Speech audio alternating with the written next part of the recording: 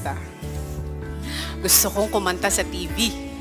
Sabi ko, feeling ko hindi lang ako pang taytay, pang television din ako. So sabi ng daddy ko, okay, isusupport ko yan. Maganda yung pangarap mo na yan.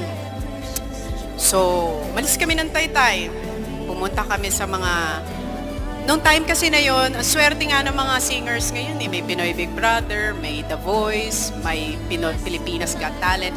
Noong panahon nun, ang singing competition lang nasa noontime show. Diba? Nasa Itbulaga, o San Linggo na po sila, yung mga Birit Queen. So, nandun lang. So, seasonal. So, tuwing may audition para sa singing, a-attend kami lagi. Tapos, dahil nga punong-puno ako ng confidence, na sabi ko, ako ang talaga nga namang pinagmamalaki ng Taytay. Makikita nyo, kakanta ako dyan,